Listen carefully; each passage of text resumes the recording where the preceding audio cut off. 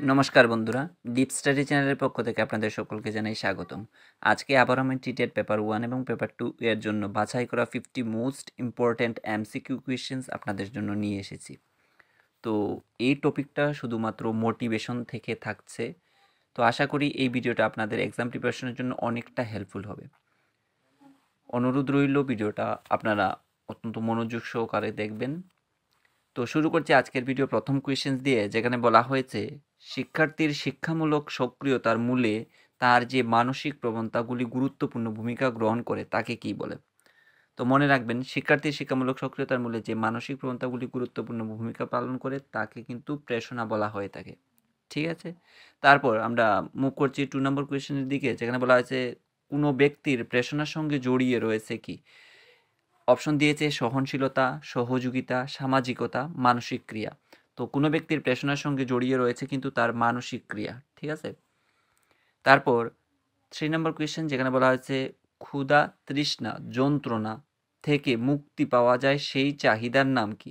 তো ক্ষুধা, তৃষ্ণা, যন্ত্রণা থেকে মুক্তি পাওয়া যায় যে চাহিদা সেটাকে কিন্তু জৈবিক চাহিদা বলা হয়। অর্থাৎ ব্যক্তির মধ্যে যখন জৈবিক চাহিদাটা প্রচণ্ড পরিমাণে জাগ্রত হয় তখন কিন্তু তার সেই চাহিদার মানে জৈবিক চাহিদা যখন জাগ্রত হবে তখন সেগুলো কিন্তু দেখতে পাওয়া যাবে। ক্ষুধা, তৃষ্ণা, যন্ত্রণা থেকেই কিন্তু তার জৈবিক চাহিদাটা উৎপত্তি হয়। ঠিক আছে, তারপর আমরা মুভ করছি 4 নম্বর কোয়েশ্চেনের দিকে, যেখানে বলা হয়েছে স্নেহ, ভালোবাসা, নিরাপত্তা ইত্যাদি কি ধরনের চাহিদা। মানসিক ও সামাজিক চাহিদা, নাকি জৈবিক চাহিদা, নাকি সহযোগিতার চাহিদা, নাকি কল্পনার চাহিদা। তো মনে রাখবেন, এখানে স্নেহ, ভালোবাসা, নিরাপত্তা যেটা সেটা কিন্তু একটা মানসিক ও সামাজিক চাহিদা। স্নেহ, ভালোবাসা, নিরাপত্তা এগুলো হলো মানসিক ও সামাজিক চাহিদা। তারপর 5 নম্বর কোয়েশ্চেন, যেখানে বলা হয়েছে ব্যক্তির চাহিদা ও আচরণের উদ্দেশ্যের মধ্যে আরও একটি প্রবণতা কাজ করে, তার নাম কি। তো ব্যক্তির চাহিদা ও আচরণের উদ্দেশ্যের মধ্যে আরও একটি প্রবণতা কাজ করে, তো সেই প্রবণতাটার নাম কি, সেটা হলো তাড়না, নাকি চাহিদা, নাকি উদ্দেশ্য, নাকি বেসনা। তো ডেফিনেটলি এটার আনসার হবে তাড়না। ঠিক আছে, তো উত্তর সঠিক আনসার হবে এখানে তাড়না। তারপর 6 নম্বর কোয়েশ্চেন, যেখানে বলা হয়েছে সাধারণভাবে মানুষের প্রেরণা তার কিসের দ্বারা সৃষ্টি হয়। তো মানুষের মধ্যে মোটিভেশন কিংবা প্রেরণা যেটা সৃষ্টি হয় তা সেটা কিসের দরুন সৃষ্টি হয়। সেটা কি চাহিদার দরুন, নাকি তাড়নার, নাকি আবেগের দ্বারা, নাকি উদ্দেশ্যের দ্বারা। তো মনে রাখবেন, মানুষের মধ্যে যখন প্রেরণা জাগ্রত হতে দেখা যায় বা সৃষ্টি হতে দেখা যায় সেটা কিন্তু হয়ে থাকে চাহিদার দ্বারা। ঠিক আছে, তো চাহিদা একজন ব্যক্তির মধ্যে যত বেশি হবে তখন কিন্তু মোটিভেশনটার প্রয়োজন তত বেশি প্রয়োজন হবে। তো চাহিদার দ্বারাই কিন্তু একজন মানুষের মধ্যে প্রেরণা জাগ্রত হতে দেখা যায় বা সৃষ্টি হতে দেখা যায়। তারপর 7 নম্বর কোয়েশ্চেন, যেখানে বলা হয়েছে কে মনোসমীক্ষণবাদে জৈবিক চাহিদাগুলির মধ্যে যৌন চাহিদার অন্তর্ভুক্ত করেছেন। কে মনোসমীক্ষণবাদে জৈবিক চাহিদাগুলির মধ্যে যৌন চাহিদার অন্তর্ভুক্ত করেছেন, তো সেটা হয়ে যাবে সিগমন্ড ফ্রয়েড। সিগমন্ড ফ্রয়েড কিন্তু মনোসমীক্ষণবাদে জৈবিক চাহিদাগুলির মধ্যে যৌন চাহিদার অন্তর্ভুক্ত করেছিলেন। ঠিক আছে, খুব ইম্পর্টেন্ট কোয়েশ্চেন, অবশ্যই মনে রাখবেন সেটা। তারপর সেলফ অক্টালাইজেশন নিড বা আত্মপ্রতিষ্ঠার চাহিদার প্রবক্তাকে, খুব খুব ইম্পর্টেন্ট আপকামিং টিটের 2025-এর জন্য, অবশ্যই সেটা মনে রাখবেন। আব্রাহাম মাসলো কিন্তু সেলফ অক্টালাইজেশন নিড বা আত্মপ্রতিষ্ঠার চাহিদার কথা বলেছিলেন। তারপর 9 নম্বর কোয়েশ্চেন, যেখানে বলা হয়েছে মাসলোর তত্ত্বে সর্বপ্রথম কোন চাহিদার কথা বলেছেন। তো মাসলো সর্বপ্রথম তার যে চাহিদার তত্ত্ব রয়েছে, তো এখানে মাসলের যে তত্ত্ব সেখানে কিন্তু সর্বপ্রথম যে চাহিদার কথা তিনি মেনশন করেছিলেন সেটা কিন্তু হলো শারীরবৃত্তীয় চাহিদা। তো শারীরবৃত্তীয় চাহিদাই কিন্তু মাসলো তার তত্ত্বে সর্বপ্রথম বলেছিলেন। তারপর আমরা মুভ করছি 10 নম্বর কোয়েশ্চেনের দিকে, যেখানে বলা হয়েছে নিজের তাগিদে জানতে বা শিখতে চেষ্টা করাকে কি বলে।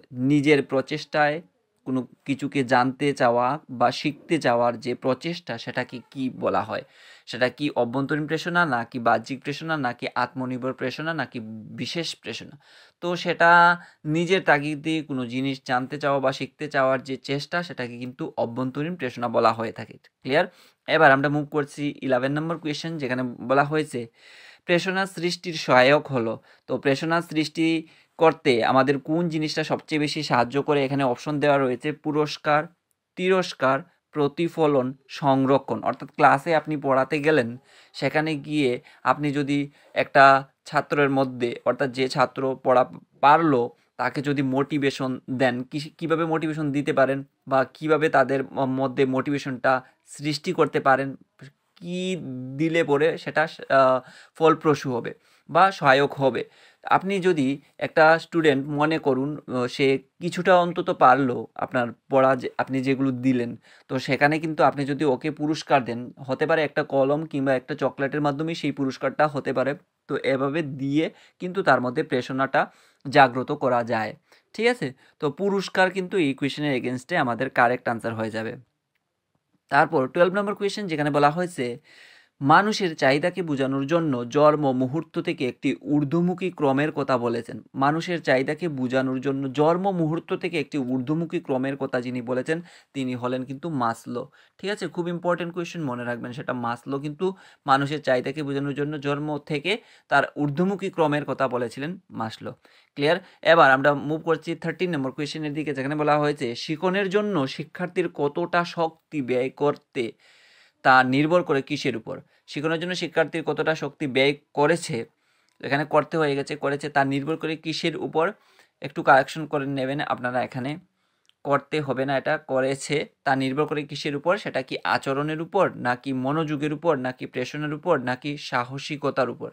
তো সেটা ডেফিনেটলি আনসার হয়ে যাবে প্রেরণার উপর। শিক্ষণের জন্য শিক্ষার্থী কতটা শক্তি ব্যয় করেছে তা নির্ভর করবে তার প্রেরণার উপর। ক্লিয়ার? এবার আমরা মুভ করছি 14 নম্বর কোয়েশ্চেনের দিকে, যেখানে বলা হয়েছে মানুষের সমস্ত কর্ম প্রচেষ্টার অন্তিম লক্ষ্য কী?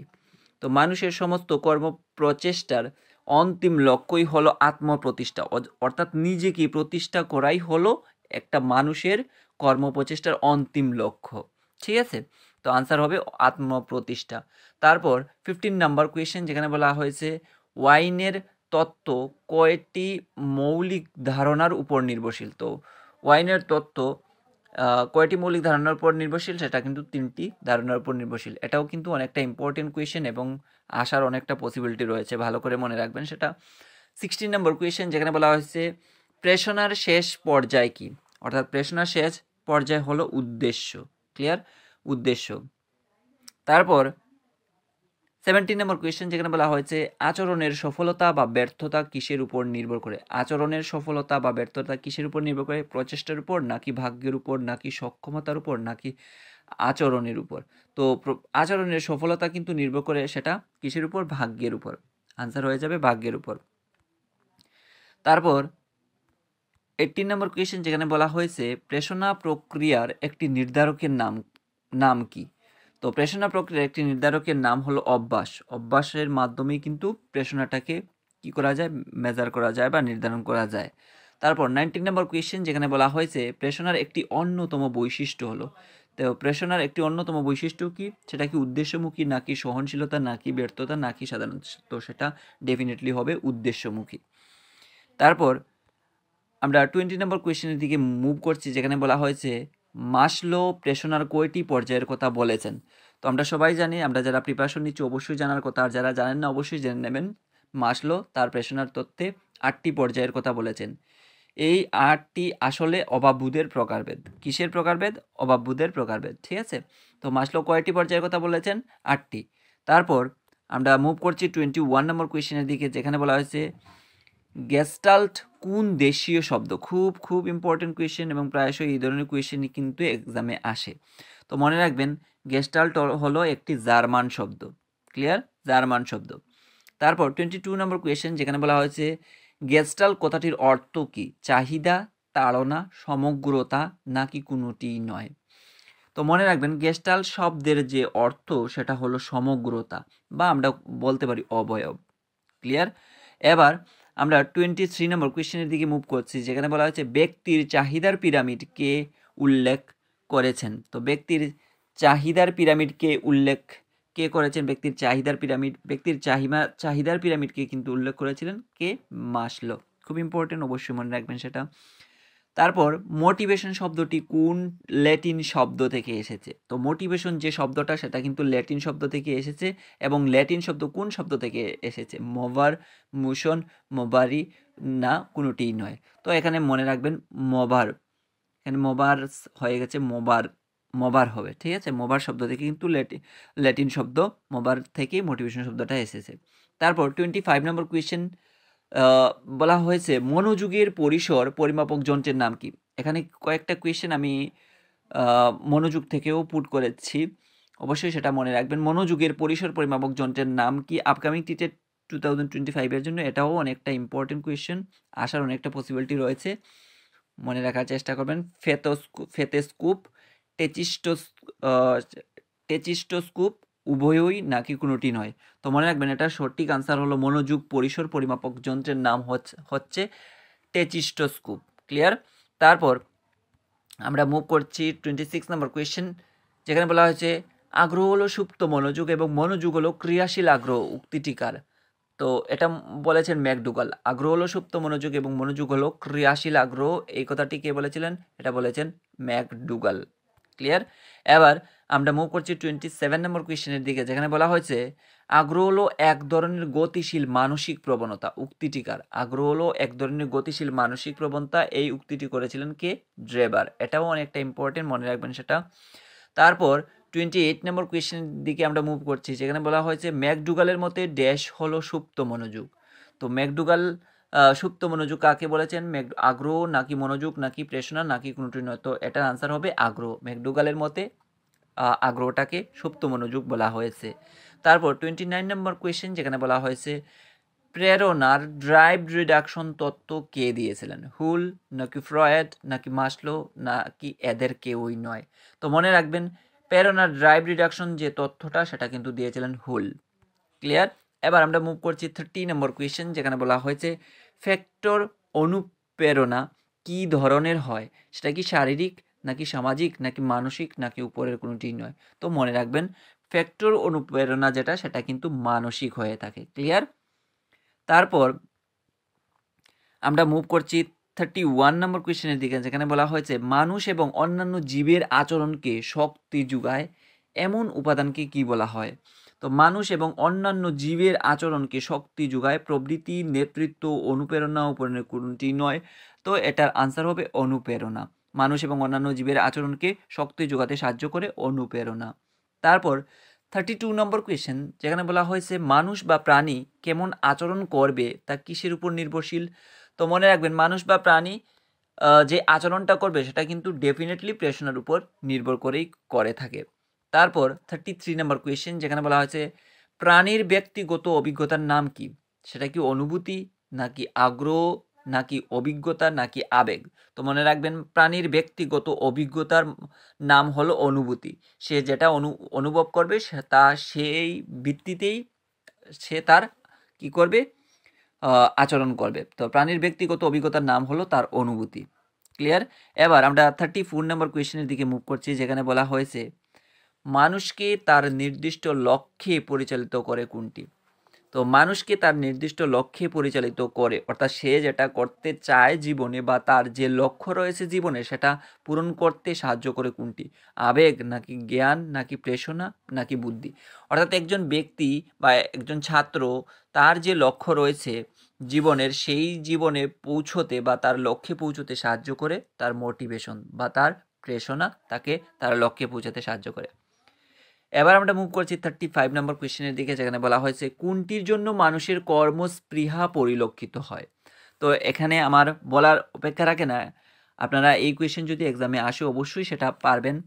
তো কোনটির জন্য মানুষের কর্মস্পৃহা পরিলক্ষিত হয়? সংবেদন নাকি প্রেরণা নাকি প্রত্যক্ষণ নাকি আবেগ? তো মনে রাখবেন মানুষের মধ্যে কর্মস্পৃহা বা কর্ম করার যে চাহিদা, কর্ম করার যে এবিলিটি সেটা কিন্তু দেখতে পাওয়া যায় শুধুমাত্র প্রেরণার কারণে। একজন ব্যক্তি যত বেশি মোটিভেটেড হবে তবেই কিন্তু তার মধ্যে তার কর্মস্পৃহাটা তত গভীরভাবে প্রবাহিত হতে দেখতে পাওয়া যাবে। তো এই কোয়েশ্চেনের এগেনস্টে আমাদের কারেক্ট যে আনসারটা হবে সেটা হবে প্রেরণা। ক্লিয়ার? এবার আমরা মুভ করছি 36 নম্বর কোয়েশ্চেনের দিকে, যেখানে বলা হয়েছে কোনটি না থাকা মানে মানুষের জীবন নিষ্ক্রিয় হয়ে যাওয়া? অর্থাৎ একজন ব্যক্তির মধ্যে সেই জিনিসটা যদি না থাকে তাহলে তার জীবনটা নিষ্ক্রিয় বা নিঃস্বের মতো লাগবে, শেষ হয়ে যাওয়ার মতো লাগবে। তো সেটা হচ্ছে প্রত্যক্ষণ নাকি আবেগ নাকি বুদ্ধি নাকি প্রেরণা? তো ডেফিনেটলি সেই কোয়েশ্চেনের আনসারটা হবে প্রেষণা। তো প্রেষণা যদি একজন মানুষের মধ্যে না থাকে তাহলে তার কোনো কিছুতেই সে আরাম বোধ করবে না, সে সে কোনো কিছুতেই কমফোর্ট ফিল করবে না। তো সেই কারণে একজন মানুষ যেই কাজই করুক না কেন, একজন স্টুডেন্ট যেই কাজই করুক না কেন, যেই সাবজেক্টই পড়ুক না কেন, তার মধ্যে যদি সেই প্রেরণা, সেই মোটিভেশন যদি না থাকে তাহলে তার জীবনটা নিষ্ক্রিয় বলে মনে হবে, পড়াটা তার ব্যর্থ বলে মনে হবে। তাই সেই কারণে প্রেরণা কিন্তু একজন মানুষের জীবনে যদি না থাকে তাহলে তার জীবনটা নিষ্ক্রিয় বলে মনে হবে। 37 নম্বর কোয়েশ্চেন, যেখানে বলা হয়েছে মানুষ বা প্রাণী কেমন আচরণ করবে তা কিসের উপর নির্ভরশীল। তো এটা কি বুদ্ধির উপর, নাকি প্রেষণার উপর, নাকি শিক্ষণের উপর, নাকি উপরে কোনোটি নয়। মানুষ বা প্রাণী কিসের উপর ভিত্তি করে তার আচরণ করবে সেটা নির্ভর করে থাকে তার প্রেষণার উপর। প্রেষণার উপর ভিত্তি করেই কিন্তু একজন ছাত্র কিংবা ছাত্রী তার আচরণটা চেঞ্জ করে। তারপর 38 নম্বর কোয়েশ্চেন, যেখানে বলা হয়েছে যা আমাদের আচরণের সূত্রপাত ঘটায়, সচল রাখে এবং পরিচালনা করে তাকে প্রেষণা বলে। সংজ্ঞাটিকার খুব ইম্পর্টেন্ট কোয়েশ্চেন, অবশ্যই সেটা মনে রাখবেন এবং ইউনিক, অনেকটাই ইউনিক কোয়েশ্চেন এবং এক্সামে আসার, টিটেট 2025-এ আসার অনেকটা পসিবিলিটি রয়েছে। তো মনে রাখবেন, আমি আবারও বলছি, যা আমাদের আচরণের সূত্রপাত ঘটায়, সচল রাখে আমাদেরকে এবং পরিচালনা করে, কাকে? আমাদেরকেই পরিচালনা করে, তাকে কি বলবো? আমরা প্রেষণা বলবো। তো এই যে সংজ্ঞাটা দিয়েছেন তিনি হলেন জন সি রাচ, নাকি ক্রাইডার, নাকি জন এল ভগেল, নাকি উপরের কেউ নয়। তো এখানে সঠিক যে আনসারটা হবে সেটা হলো জন এল ভগেল। ক্লিয়ার? এবার আমরা মুভ করছি 39 নম্বর কোয়েশ্চেনের দিকে, যেখানে বলা হয়েছে ব্যাপকার্থে প্রেষণাকে আচরণের কারণ হিসেবে সংজ্ঞায়িত করা যায়। সংজ্ঞাটি দিয়েছেন কোন বিজ্ঞানী? অর্থাৎ ব্যাপক অর্থে যদি প্রেষণাকে দেখা হয় তাহলে প্রেষণাকে আচরণের কারণ হিসাবে সংজ্ঞায়িত করা যায়। অর্থাৎ আচরণ পরিবর্তনের, একটা শিশু কিংবা একটা ছাত্রের আচরণ পরিবর্তনের কারণ হিসাবে কিন্তু প্রেষণাকে সংজ্ঞায়িত করা যায়। তো এই যে সংজ্ঞা, সেই সংজ্ঞাটি দিয়েছেন কোন বিজ্ঞানী? ক্লাইডার, গুথালস, জন এল ভগেল, উইলিয়াম বাস্কিস্ট। তো এটা কে দিয়েছিলেন? তো এটা ইকুয়েশন এগেনস্টে কারেক্ট যে আনসারটা হবে সেটা হবে উইলিয়াম বাস্কিস্ট। ক্লিয়ার? এবার আমরা মুভ করছি 40 নম্বর কোয়েশ্চেনের দিকে, যেখানে বলা হয়েছে প্রাণীরা জীবনে যা কিছু করে সব কিছুর মৌলিক উৎস কি? অর্থাৎ কোন মৌলিক উৎসের মাধ্যমে প্রাণীরা তার জীবনের আচরণ কিংবা যা কিছুই করুক না কেন সেটার উৎস, মৌলিক উৎস কোনটি? সেটা কি শিক্ষণ, নাকি প্রেষণা, নাকি জ্ঞান, নাকি কোনোটি নয়? তো মনে রাখবেন, প্রাণীরা জীবনে যা কিছুই করে তার সব কিছুর পেছনে মৌলিক যে উৎস কাজ করে সেটা হচ্ছে প্রেষণা। ক্লিয়ার? এবার আমরা মুভ করছি 41 নম্বর কোয়েশ্চেনের দিকে, যেখানে বলা হয়েছে প্রেষণা চক্রের দ্বিতীয় ধাপ কোনটি?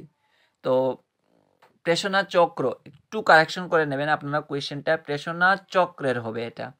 প্রেষণা চক্রের দ্বিতীয় ধাপ কোনটি? তো এখানে রয়েছে অভাববোধ, নাকি উদ্দেশ্য সাধন, নাকি তাড়না, নাকি কোনোটি নয়। তো মনে রাখবেন, প্রেষণা চক্রের যে দ্বিতীয় ধাপ রয়েছে সেটা হলো তাড়না। ক্লিয়ার? এবার আমরা মুভ করছি প্রেষণা কি? একটি স্থির অবস্থা, নাকি একটি গতিশীল অবস্থা, নাকি একটি আবেগীয় অবস্থা, একটি উদ্দেশ্যমূলক অবস্থা? তো এটি তো স্থির হতে পারে না, কারণ অনেকটা ইম্পর্টেন্ট কোয়েশ্চেন, অবশ্যই মনে রাখবেন, টিটেট 2025-এর জন্য অনেকটা ইম্পর্টেন্ট রয়েছে। এটি স্থির অবস্থা কেন হতে পারে না? কারণ এটা তো একজন ব্যক্তিকে চালিয়ে নিয়ে যায়। একজন ব্যক্তির মধ্যে যদি একজন ছাত্র কিংবা ছাত্রীর মধ্যে যদি প্রেরণা থাকে তাহলে কি হবে? তার কাজগুলো দ্রুত করতে পারবে কিংবা সে ওই কাজের মধ্যে ইন্টারেস্ট খুঁজে পাবে। একটি গতিশীল অবস্থা, নাকি একটি আবেগীয় অবস্থা, নাকি একটি উদ্দেশ্যমূলক অবস্থা? তো এটাকে দেখুন, এখান থেকে আমরা কি বলেছিলাম, আমি একটা স্টুডেন্টকে যদি মোটিভেশন থাকে তাহলে সে তার মধ্যে দ্রুত ত্বরান্বিত করতে পারবে সেটাকে, তাহলে সেটা হয়ে যাবে একটি গতিশীল অবস্থা। এই কোয়েশ্চেন এগেনস্টে আমাদের কারেক্ট আনসার যেটা হবে সেটা হবে একটা গতিশীল অবস্থা। ক্লিয়ার? এবার আমরা মুভ করছি 43 নম্বর কোয়েশ্চেনের দিকে, যেখানে বলা হয়েছে প্রেষণা কিসের আকারে আবর্তিত হয়?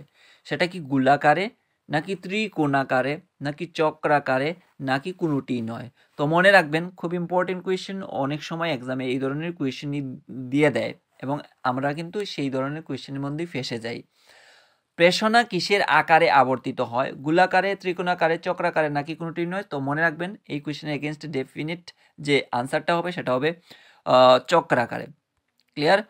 এবার 44 নম্বর কোয়েশ্চেন, যেখানে বলা হয়েছে উত্তেজনা উপশম করার জন্য প্রাণী যে আচরণ করে তাকে কি বলে?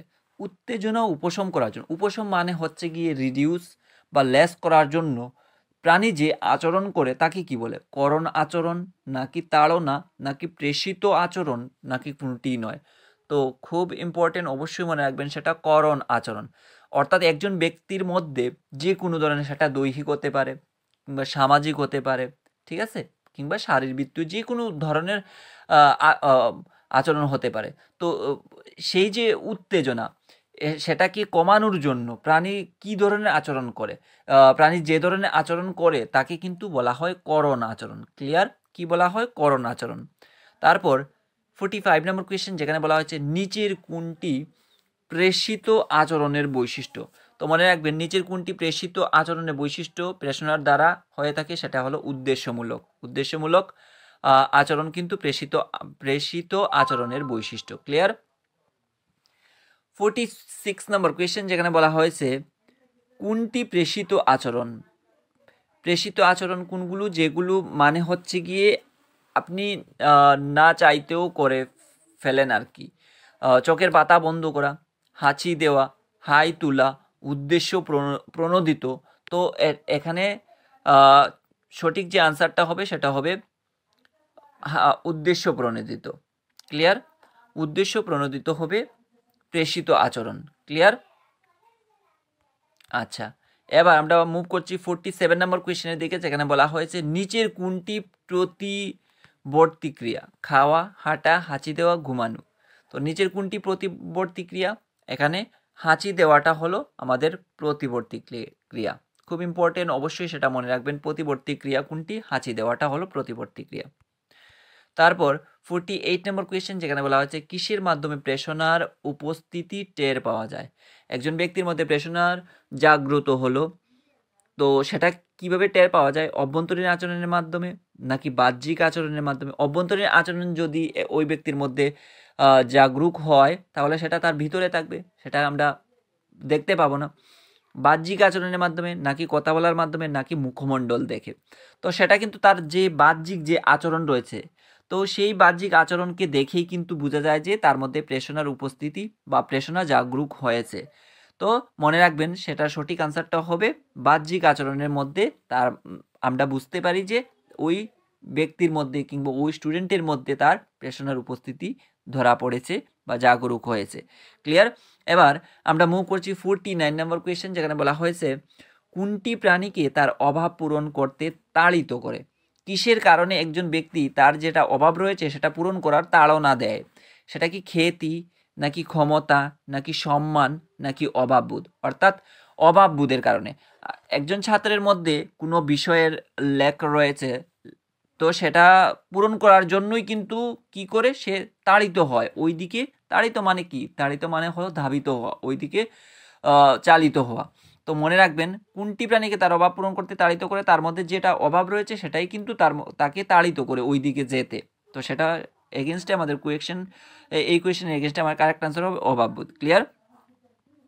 এবার আমরা 15 নম্বর কোয়েশ্চেনের দিকে মুভ করছি, যেখানে বলা হয়েছে ক্রন্দনরত ক্ষুধার্ত শিশুকে শুধু খাবার দিয়েই কান্না থামানো যায়? এটি কোন ধরনের প্রেষণার উদাহরণ? খুব খুব ইম্পর্টেন্ট, অবশ্যই মনে রাখবেন। কোনো শিশু, কোনো ক্ষুধার্ত শিশু কাঁদছে, তাকে শুধু খাবার দিয়েই কান্না থামানো যায়, এটি কোন ধরনের প্রেষণার উদাহরণ? তো সেটা হলো কিন্তু নির্বাচনমূলক প্রেষণার উদাহরণ। ক্লিয়ার? এবার আমরা 51 নম্বর কোয়েশ্চেনের দিকে মুভ করছি, যেখানে বলা হয়েছে ক্ষুধার্ত ইঁদুরকে খাবার দিলে খাবার খায়, কিন্তু পানি দিলে তা গ্রহণ করে না। এটি প্রেষণার কোন বৈশিষ্ট্য? তো ক্ষুধার্ত ইঁদুরকে যখনই আপনারা দেখবেন, ক্ষুধার্ত ইঁদুরকে খাবার দিলে তখন সে কিন্তু খাবে, কিন্তু পানি দিলে তা কিন্তু গ্রহণ করবে না। এটি প্রেষণার যে বৈশিষ্ট্য সেটা হলো নির্বাচনমূলক। এটাও কিন্তু নির্বাচনমূলক প্রেষণার একটা বৈশিষ্ট্য। তো এই ছিল মোটিভেশন থেকে বাছাই করা 50 মোস্ট ইম্পর্টেন্ট কোয়েশ্চেন্স। আশা করি এই ভিডিওটা আপনাদের এক্সাম প্রিপারেশনের জন্য অনেকটা হেল্পফুল হয়েছে। আর এই ধরনের ভিডিও যদি আপনারা ডিপ স্টাডি চ্যানেলের পক্ষ থেকে আরও পেতে চান তাহলে অবশ্যই ডিপ স্টাডি চ্যানেলের সঙ্গে জুড়ে থাকার চেষ্টা করবেন। আর যদি ভিডিওটা আপনাদের এক্সাম প্রিপারেশনের জন্য একটু হলেও হেল্পফুল হয়ে থাকে, তাহলে অবশ্যই একটা লাইক, কমেন্ট, শেয়ার এবং সাবস্ক্রাইব করে দিয়ে ডিপ স্টাডি চ্যানেলের সঙ্গে জুড়ে থাকার চেষ্টা করবেন। আর আপনারা যারা চ্যানেলে নতুন ভিজিট করছেন, যদি ভিডিওটা ভালো লেগে থাকে অবশ্যই একটা লাইক, কমেন্ট, শেয়ার এবং সাবস্ক্রাইব করে দিয়ে ডিপ স্টাডি চ্যানেলের সঙ্গে জুড়ে থাকার চেষ্টা করবেন। ধন্যবাদ সবাইকে। আপনারা সবাই ভালো থাকুন, সুস্থ থাকুন আর এক্সাম প্রিপারেশনকে আরও বাড়িয়ে নিয়ে যান।